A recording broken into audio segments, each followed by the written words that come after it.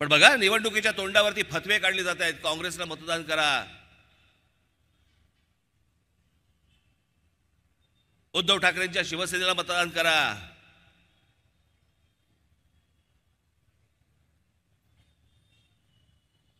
जर हे मशिदींमधनं हे मौलवी जर समजा यांना फतवे काढत असतील की यांना मतदान करा म्हणून, मग आज राज ठाकरे तुम्हाला आज फतवा काढतो. माझ्या तमाम हिंदू बांधवांनो, भगिनींनो आणि मातांनो,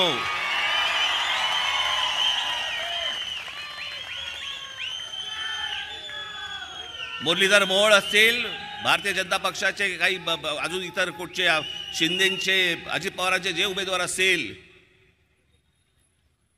त्यांना भरघोस मतांनी मतदान करा.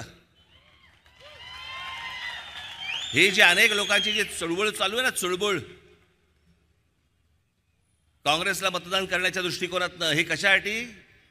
कारण गेल्या 10 वर्षामध्ये तोंड वरती नाही काढता आलं यांना.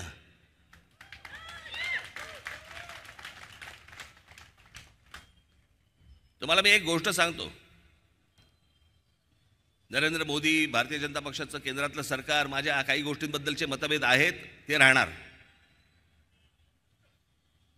पण ज्या काही चांगल्या गोष्टी आहेत त्याचं अभिनंदन देखील करणार.